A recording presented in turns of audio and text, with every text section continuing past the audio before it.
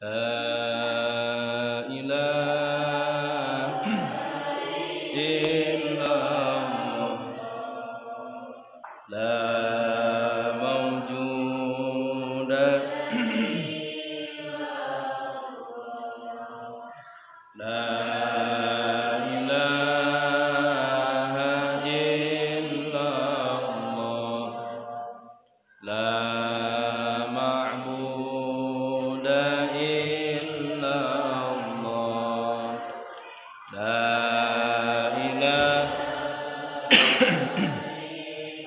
illallah la ma'buda illallah la ilaha illallah la maqsuda Bismillah tawakkalna ala Allah la haula wala quwwata illa billah Astaghfirullahaladzim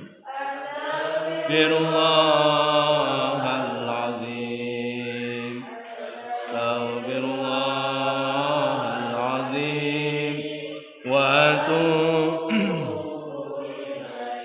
Rabbi israh li sadri wa yassir li amri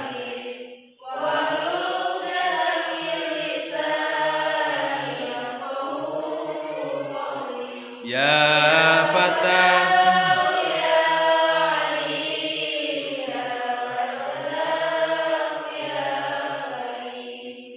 ila hadratin nabiyil mustafa nabiyina Muhammadin sallallahu alaihi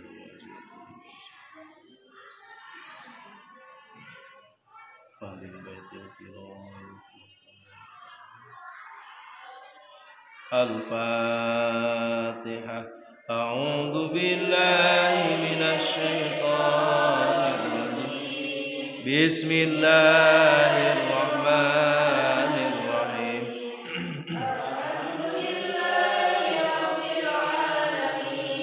Ar-Rahmanirrahim Maliki yaumiddin Iyyaka na'budu wa iyyaka nasta'in Ihdinas siratal mustaqim Siratal ladzina an'amta 'alaihim ghairil maghdubi 'alaihim waladdallin Bismillahirrahmanirrahim Wa qala sallallahu alaihi wasallam man kana musiron etanya Wa qala jeung ngadawuh saha sallallahu alaihi wasallam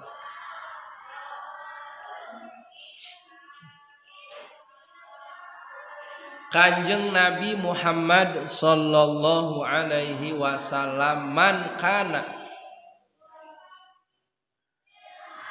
Man saha jalma kana anu kabuktian ieu si man ieu si jalma eta musiron anu jejembaran atawa anu mampu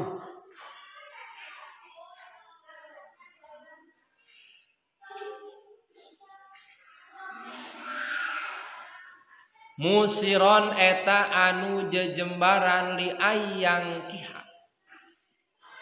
ayang kiha pikeun yen ngalaksanakeun nikah itu siman yeuna pareum ji eta eta omean ieu teh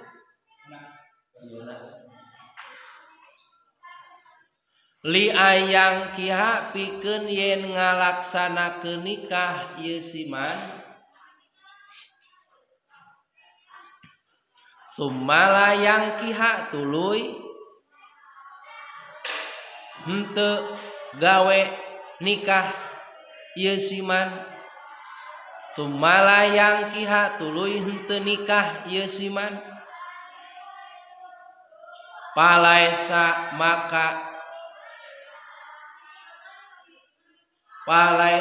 maka lain itu siman eta mini ti golongan kaula. Saur Kanjeng Nabi saha jalma musiron anu jembar. Maksa jembar di dieu teh anu mampu ya. Anu mampu keur biaya ngalaksanakeun pertikahanana jeung mampu nganapkahan kan jadi pamajikanana. Mampu di dinya teh li ayang kiha pikeun ngalaksanakeun nikah calonna geus aya misalna nya. Malah calon awewena geus siap rek poe naon wae rek tanggal sabaraha wae rek bulan naon wae tos siap. Itu artos kanggo mas kawin tos aya, kanggo biaya pernikahan tos aya nya. Sumala yang kiha tuluy henteu nikah eta si jalma teh kitunya alsanana teu kahartos. Ieu mah awewena geus siap, artos keur mas kawin geus aya, biaya pertikahan tos aya, pokona geus mampu we lah kanggo ngalaksanakeun nikah. Ari kari-kari disedek-sedek lalakina teh kumaha cenah cios henteu? Cenah abdi mah rek fokus damel we. Nalika diajak nikah teh sumala yang kiha contona gitu nya tuluy henteu ngalaksanakeun nikah padahal geus mampu sagala-galana maka diancam ku Nabi palaisa mini maka eta si jalma teh lain ti golongan kami. Kalamun geus mampu mah geus we. Misalna calon pamajikan geus aya, kanggo meser mas kawin geus aya, biaya pertikahan geus aya, keur nganapkahan pamajikan geus aya, geus mampu geus siap sagala-galana ulah diengke-engke deui. Wajib hukumna ceuk teh heula daripada maksiat, daripada zina. Wa qala jeung ngadawuh saha sallallahu alaihi wasallam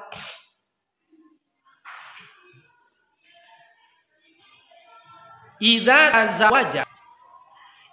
tazawwaja di mana-mana nikah. Idza tazawwaja di mana-mana nikah.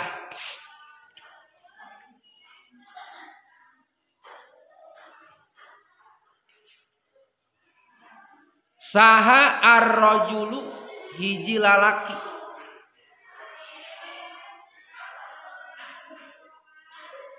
Saha ar-rajulu hiji lalaki pakod istakmala atawa pakod istakmala lamun di idopatkeun.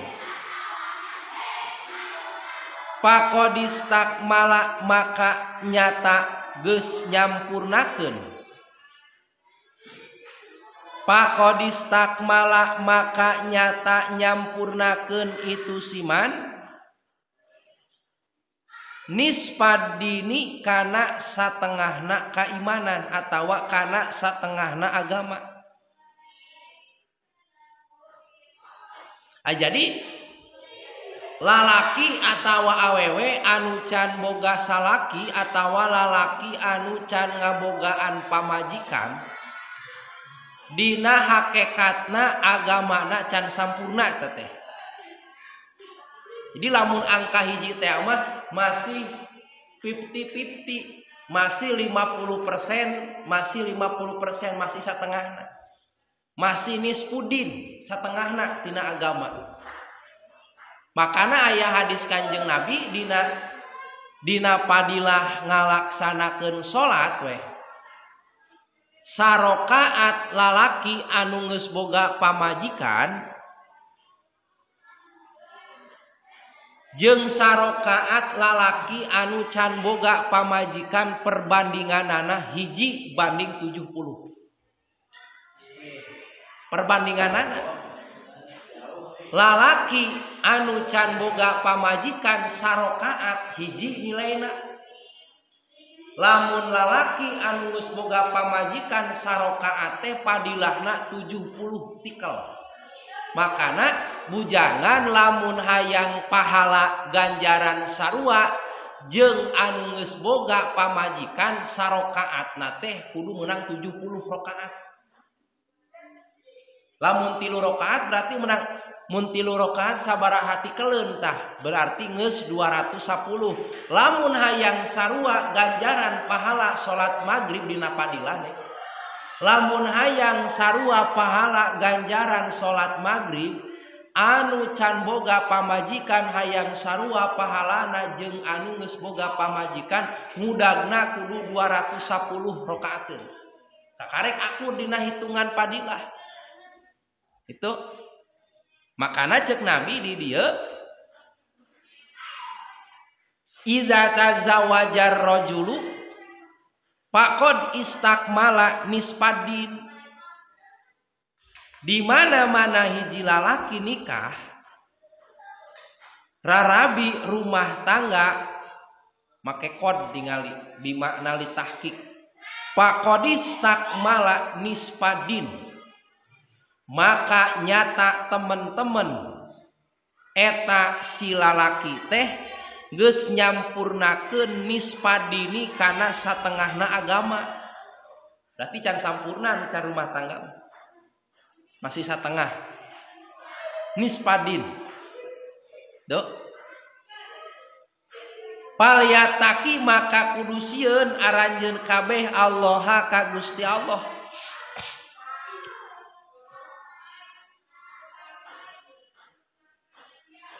Palyataki maka kudu sieun aranjeun kabeh Allah ka Gusti Allah pinis fil baqi pinis fil baqi dina sasesana deui.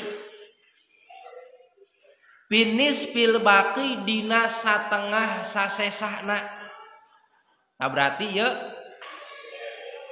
peringatan ieu teh keur bujangan. Palyatakillaha pinis fil baqi.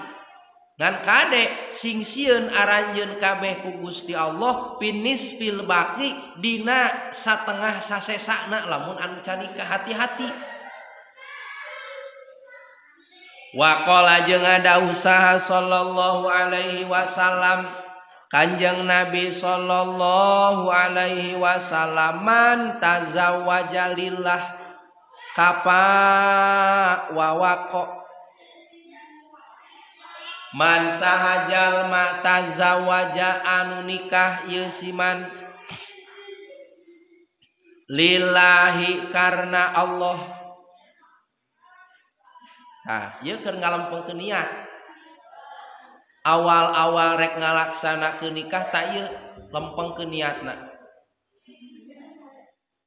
ulah karena kagelisan ya mun lalaki ka awewe rek nikahna ka eta awewe teh karena gelisna atawa rek nikahna ka eta awewe teh karena kabeungharanana. Tak utami nama keunteun we kagelisan kabeungharan kapangkatan eta awewe atawa sabalikna awewe kersa ditikah ku lalaki teh ulah karena ninggal kana kakasepanana atawa ulah ninggal karena kabeungharanana atawa ulah ninggal karena kapangkatanana. Tuh. Tapi naon anu kedah dilempengkeun dina mana anu kedah dilempengkeun dina hate sateu acan prung ngalaksanakeun rumah tangga sateu acan ngalaksanakeun pertikahan kitu niat dina hate lillah karena Allah karena nyumponan parentah Kanjeng Nabi jeung nyumponan parentahan Gusti Allah. Maka saur Kanjeng Nabi tinggal Man sahajalma tazawwaja lillah, sahajalma anu nikah lillah karena Allah nikahna teh kapa maka bakal nyukupkeun Allah. Wawako jeung bakal ngaraksa Allah ka eta si jalma.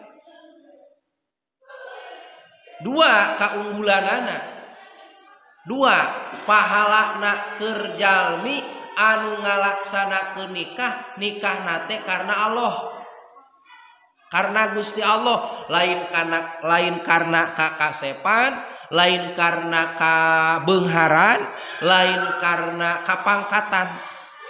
Itu tapi nikahna teh semata-mata lillah, maka nu bakal dibikeun ku Allah ka eta si jalmi anu nikah karena Allah dua. Hiji kapa, nu kadua wako. Naon kapa didinya? Kapa bakal dicukupan ku Allah dina masalah kabutuhan dina rumah tanggana.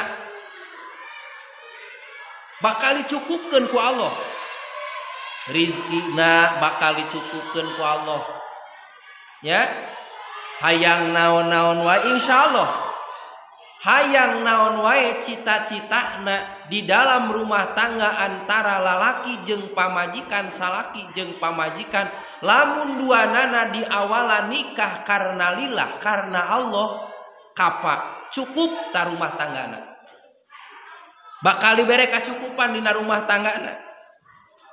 Ya, dina rizkina, dina pangabutuhna, sagala-galana dicukupkeun ku Gusti Allah. Hiji tah. Nu kadua wawako eta dua insan antawi salaki jeung pamajikan anu nikahna karena lillah, wawako bakal diraksa, bakal ditangtayungan ku Gusti Allah dina naon-naon wae hal anu teu dipikahayang ku eta dua sejoli atawa suami jeung pamajikan anu nikahna lillah. Maka utami dina niat dina hate. Pertama, begitu urang rek ngalengkahkeun dua sampean lalaki, lamun rek angkat ngabesan teh mah begitu prung kaluar di imah, ngalengkah kaluar ti imah sampean katuhu, kontrol heula ku kalimat thayyibah. Itunya Gusti, abdi di dieu kieu ayeuna abdi teh tapak damel Gusti, ayeuna keur nangtung, keur make baju naon? Baju panganten. Itunya di jas, misalnya di calana, teras di kopeah, di dasi. Abdi teh Gusti ayeuna di dieu kieu ayeuna abdi teh tapak damel Allah. Abdi teh keur kieu yeuh keur nangtung ayeuna ngangge acuk hideung, ngangge acuk bodas, ngangge kopeah, ngangge dasi. Abdi teh ieu teh tapak damel Allah. La ma'budah illallah Gusti, abdi teh ayeuna yeuh sabada abdi naon dikersakeun ku Allah aya ka alam dunya, abdi teh ayeuna rek angkat ka bumi na calon pamajikan abdi ka lembur anu abdi teh seja ibadah. Ya, seja ibadah, seja ngadeukeutkeun Gusti, seja ngadeukeutkeun diri ka Gusti. Seja ibadah ka Gusti. Kontrol di kula matluba ilallah, yakin Gusti abdi ayeuna angkat ti bumi, kaluar ti bumi ngangge acuk ieu rek menuju kampung anu lain maksad naon-naon tapi sejak nyumponan parentahan Allah jeung parentahan Kanjeng Nabi, abdi rek ngalaksanakeun nikah. Utamina tah dina terakhirna la maksuda illallah, teu aya anu dituju, teu aya anu diseja. Abdi nikah ayeuna ka sineng anu lain kageulisanana, lain karena kabeungharanana, lain karena kapangkatanana, semata-mata abdi la maksuda illallah. Teu aya anu dimaksud, teu aya anu dipilar ridona, anu dipilari ridona hungkul Allah. Karek la haula wala quwata illa billahil aliyil adim. Karek leumpang we. Rek kaluar ti imah. Tah nu kitu. Anu bakal dicukupkeun ku Allah dina rumah tanggana jeung bakal ditangtayungan ku Allah dina rumah tangga. Wa qala jeung ngadausa sallallahu alaihi wasallam an-nikahu sunnati. An-nikahu ari nikah.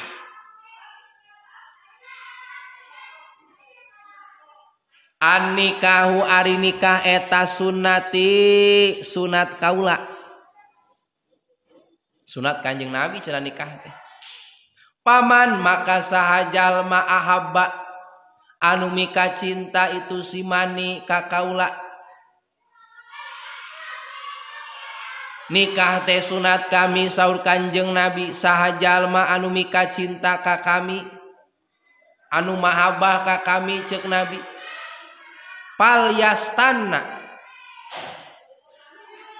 Palyastana maka kudu migawe sunat itu siman.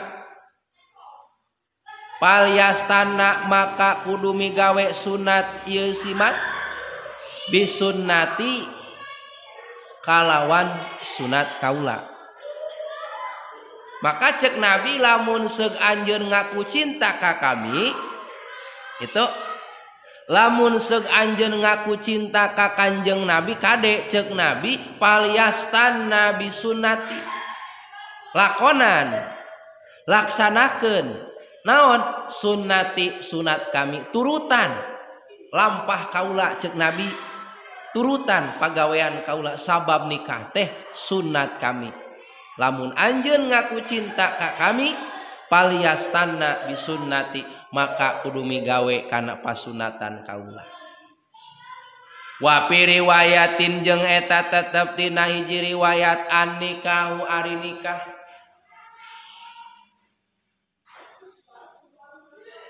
An nikahu ari nikah eta sunnati sunat kaula. Paman maka saha jalma rogiba anu mika ngewa atawa anu benci anu ngewa. Paman maka saha jalma rogiba anu ngewa ieu siman atawa anu benci ieu siman anhu kana itu nikah.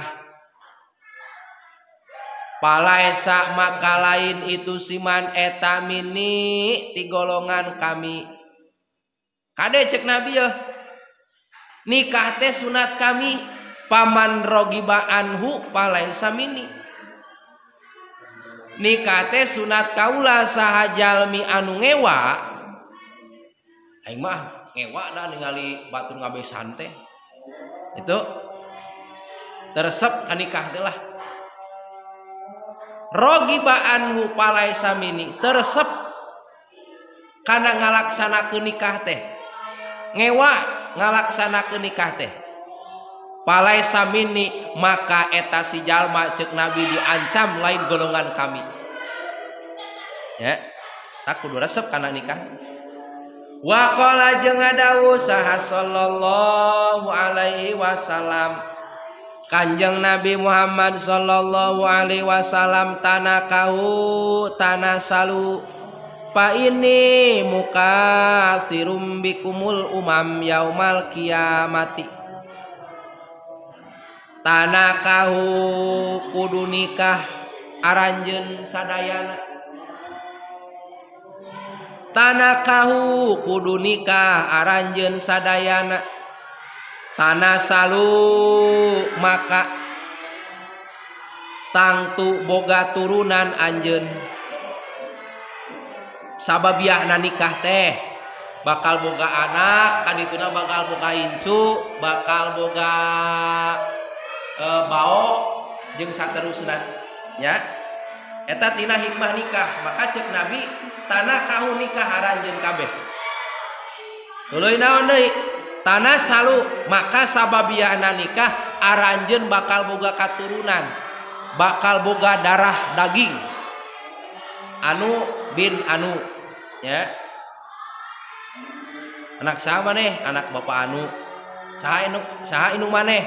Ma anu. Tak kitu hikmahna tina nikah teh tanah salu maka bakal boga katurunan aranjeun kabeh. Pan kitu ceuk kamari ge.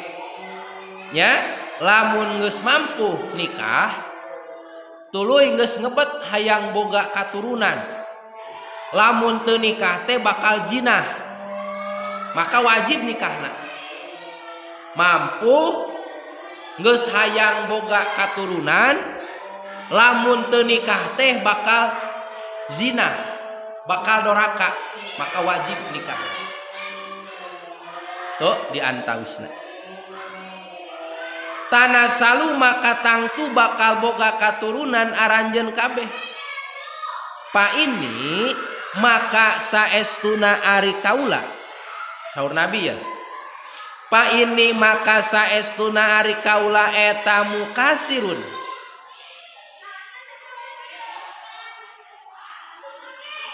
pa ini maka saestuna ari kaula eta mukasirun anu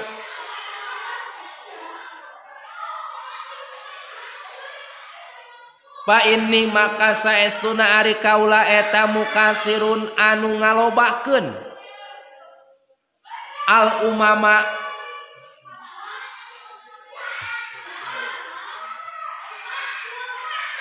bikum mukasirun anu ngalobakeun bikum kusababiah aranjeun kabeh al umama kana pirang-pirang umat yaumal kiamati dina poean kiamah.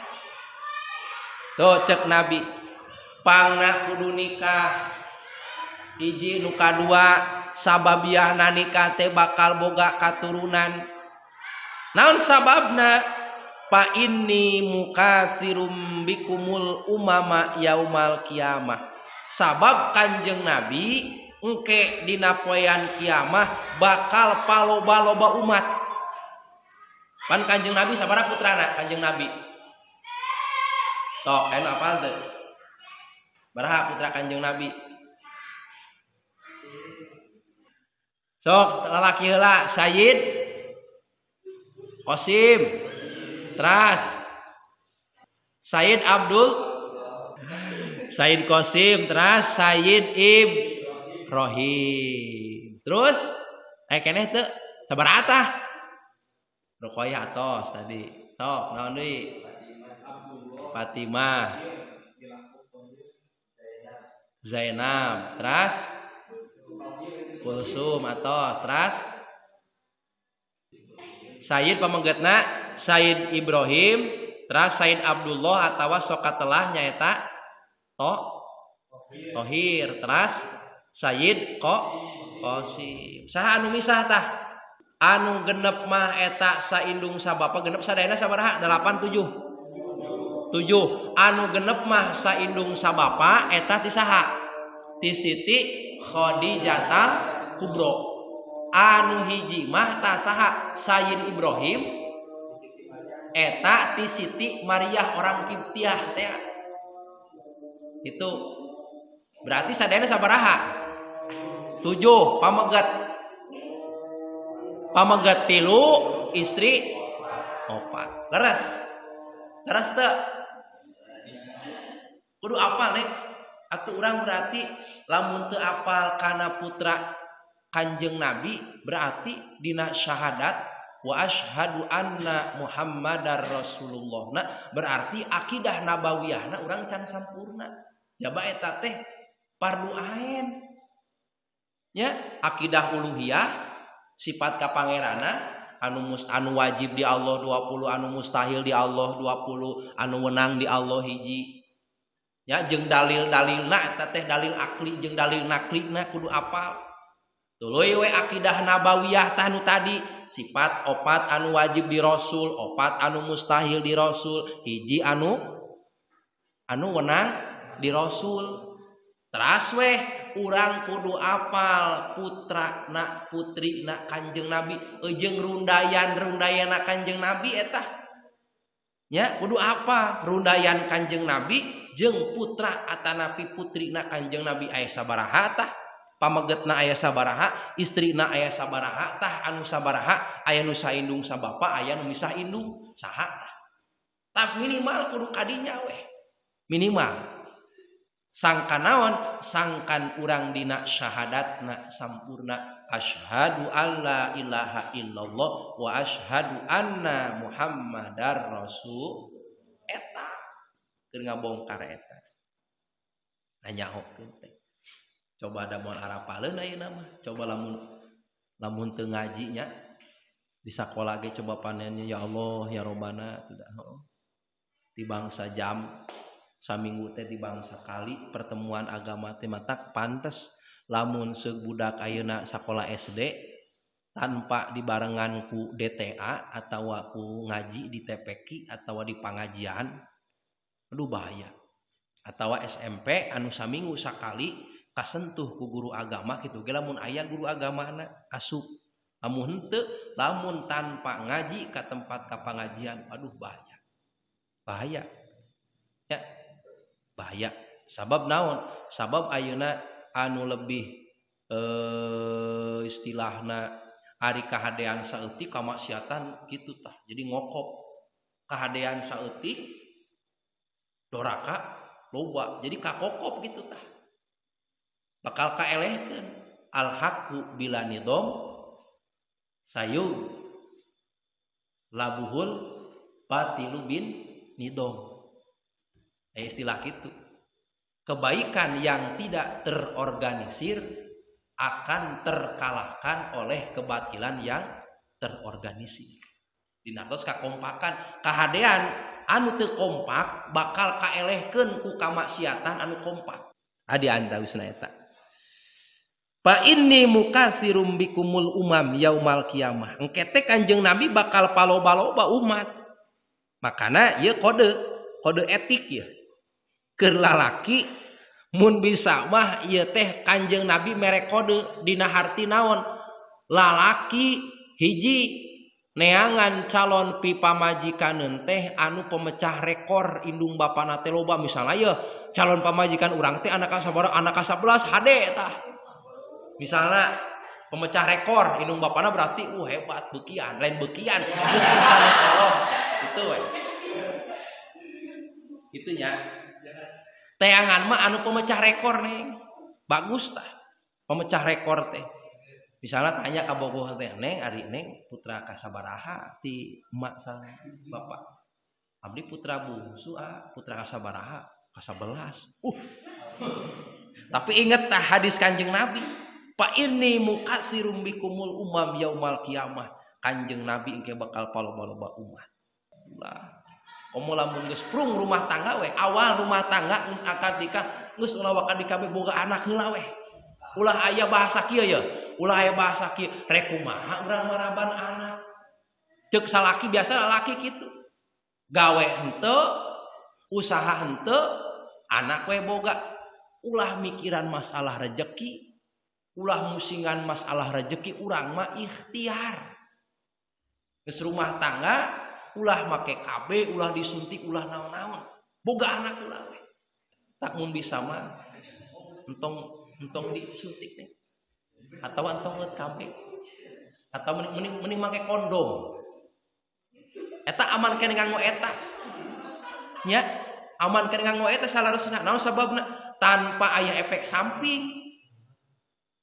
Nya, tanpa aya efek samping, pan disuntik mah eta zat kimia. Ya, pel zat kimia mun bisa mah ulah atawa engke lalakina harewosan lamun teu make kondom ge teu naon-naon kitu angan engke cai manina bijikeunna di luar gitu dikana beuteungkeun we gitu lewat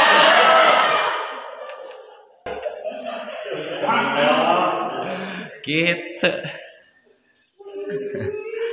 kitu neng disebutna ajlu teh ya ajlu ulah titip matak neng punten lain mematan ngojay kamari neng lamun tos dikersakeun ku Allah aya calon caroge misalnya di ku Allah diparengkeun eta ti pijodoh neng prung rumah tangga akad pertikahan geus komitmen jeung salaki pertama mah ayeuna ulah nganggo KB ulah nganggo naon-naon urang boga heula anak itu jadi program pertama neng eta geus boga anak pamungkeut dina rumah tangga pageuh tah asarek pasehat salakina misalnya ngadat ka pamajikan aing baliklah ka Cihuni misalnya ngadat tapi mikir deui naon aya anak oh aya anak teu tulus pan anak aing ge saha anu maraban teu tulus pan eta nih minimal pamungkeut pamageuh dina rumah tangga kitu nih wayahna komitmen jeung salaki program pertama wayahna urang baru keturunan pan kumaha cenah atuh tidak ulah mikiran rezeki ulah mikiran masalah ulah mang salagi urang hirup salagi urang masih kene hirup di alam dunia Allah ngarejeki kitu domba dua keukeuh we hirup tingali tuh Pak Haji Guru boga embe dua jaluk anakna dua da belaan ribut balik tadi ge euih naon Pak euih inget Kak si jaluk dua cenah tuh direjekian ku Gusti Allah dipangaritkeun cacak teu boga otak domba embe mah dibangge dibere naon dibere suku opat eujeung baha sok dipangaritkeun geus diasukeun kana karung teu cukup diteundeuna karung sugat embe hideung nyokot sorangan kana karung henteu tapi diasungkeun tah rezeki maneh nyatuan rendai we embe tak kitu urang berpatokanana kadinya hartina lain urang nyaruakeun kana masalah rezeki ulah mang-mang saeutik oge kitu program pertama nih ulah nepikeun ka disuntik naon panitia hese syariatna kitu syariat hayang boga adi deui teh si Apua teh tuh diantawisna di kode etik lalaki neangan calon pipamajikeun teh eta anu ieu anu pencetak rekor muri itu turunan ka sabaraha ieu misalnya anak kaopat meujeuhna anak katilu meujeuhna itu neangan anu ieu berarti bakal alus tah terah lamun dina manuk mah terah juara gitu tah pasti gen darahna ge bakal terah alus pan kitu dina manuk ge ieu mah terah si anu terah si kamandaka ieu mah yo sabaraha kali yo dina latber dina latpres no juara ka hiji wae ieu terah naon mahal hargana ge aya terahan komo ieu mah terahna terah beunghar terah jabatan terah soleh wah geus eta mah terah rendeu deui geus eta mah bagus tah fa inni mukatsirum bikumul umam yaumal qiyamah itu wa fi riwayatin fa inni ubahi bikumul umam apunten ya mualami ya bade ka Cihuni siwengi teuing sakitu nu tiasa didugikeun mudah-mudahan sing aya manfaat kanggo pribadi khususna umumna kanggo sadayana wallahu muwaffiq ila aqwamit thoriq. Assalamualaikum warahmatullahi wabarakatuh.